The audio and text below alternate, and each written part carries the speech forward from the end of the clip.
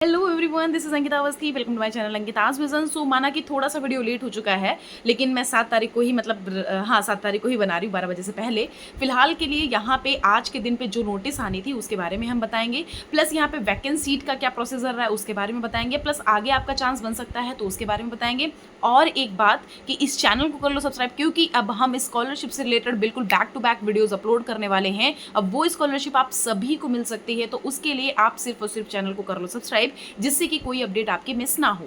तो देखो, सबसे पहले तो आज के दिन वैकेंसी आनी थी, तो सभी लोग अपना पोर्टल ओपन करके देखो, तो उसमें बहुत सारी चीजें आपको प्रोवाइड हो जाएंगी। ठीक है, जिनको जिनको मिला होगा उसमें देखो, मैंने आपको पहले बताया था कि जिनको मिला था वो 3 तारीख को था कि अपग्रेड वाले बच्चों का यहाँ पे 3 तारीख में रिजल्ट आना था।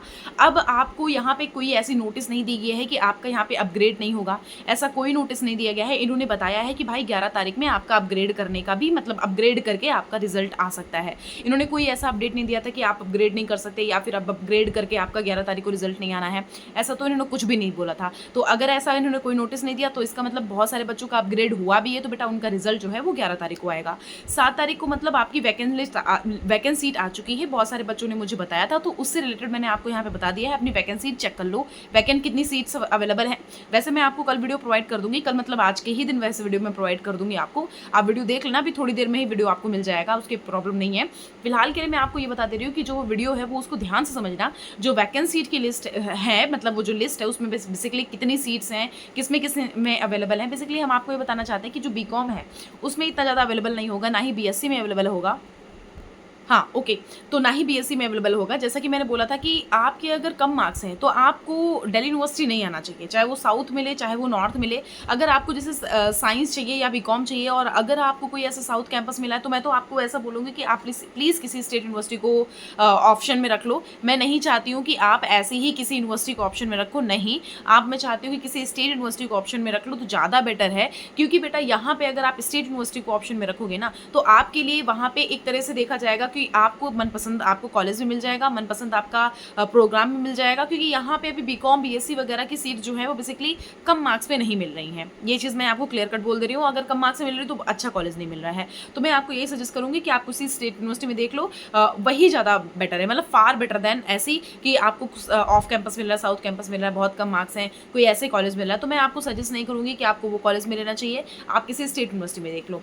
दूसरी बात ये कि जो बच्चे बोल रहे थे कि मैम 7 से मिड एंट्री शुरू होगी, हाँ जी, आपका 7 से मिड एंट्री शुरू हो जाएगी, तो आप फटाफट से जा करके मिड एंट्री करना शुरू कर दो। जो बच्चों ने रजिस्ट्रेशन नहीं किया वो रजिस्ट्रेशन करना शुरू कर दें, और जिन बच्चों का यहाँ पे प्रॉब्लम हुआ था वो सारे बच्चे यहाँ पे अपनी प्रॉब्लम को भी सॉल्व कर सकते हैं। मतलब कि रिजेक्ट हुआ था तो वो बच्चे भी जा करके यहाँ पे अपना अप्लाई कर सकते हैं। तो अभी यहाँ पे आपके पास एक ग्रेट अपॉर्चुनिटी है। जो बच्चों का रिजेक्शन हुआ है, जो बच्चों का कुछ भी गड़बड़ हुआ है, वो सारे बच्चे मिड एंट्री में पार्टिसिपेट कर सकते हैं, वो सारे पार्टिसिपेट कर सकते हैं। जो बच्चों ने यहाँ पे रजिस्ट्रेशन नहीं किया है वो सारे बच्चे भी अभी यहाँ जा करके रजिस्ट्रेशन भी कर सकते हैं।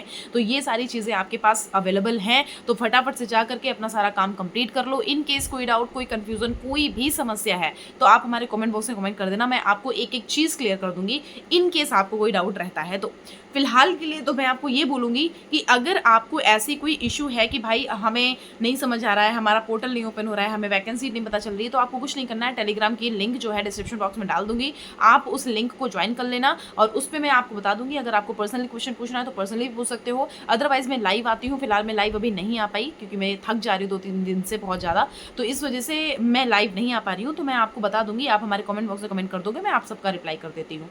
तो फिलहाल के लिए मैं आपको ये बोलूँगी कि अगर आपको यहाँ पे कम मार्क्स में मतलब चाहिए बीएससी और बीकॉम, तो चांसेस बहुत कम है बेटा। मैं आपको बोलूँगी कि आप किसी और यूनिवर्सिटी में ट्राई करो, आप इतनी दूर से यहाँ पे मत आओ। मैं आपको ये फ्री में एडवाइस दे रही हूँ, और चैनल को कर लो सब्सक्राइब, जिससे कि कोई अपडेट मिस ना हो, क्योंकि यहाँ पे स्कॉलरशिप से related back to back videos पढ़ेंगे। इंटर्नशिप हो, चाहे वो आपकी क्लासेस हो, चाहे वो आपके नोट्स हो, चाहे आपका कोई सिलेबस हो, चाहे आपके एग्जाम्स हो, इन सब के बारे में इस चैनल पर मिलता रहेगा। आप इस चैनल को सब्सक्राइब कर लो, जिससे कि आगे अभी आपको यहाँ पे दिल्ली यूनिवर्सिटी में आपको प्रॉब्लम होगी कि दिल्ली यूनिवर्सिटी में नहीं मिल रहा है या बीएचयू में नहीं मिल रहा है, तो इन सब से रिलेटेड इन केस कोई भी कंफ्यूजन है तो आपको यहाँ पे मिलेगा। मैं आपको बताऊंगी कौन सी यूनिवर्सिटी अभी भी टारगेट कर सकते हो इन केस उधर अवेलेबल नहीं है। इलाहाबाद यूनिवर्सिटी, बीएचयू और डीयू और बीबीएयू और अदर जो स्टेट यूनिवर्सिटीज़ हैं उनके बारे में भी हम यहाँ पे इन्फॉर्मेशन देंगे। तो उसके लिए सिर्फ और सिर्फ आप चैनल को कर लो subscribe. Thank you so much.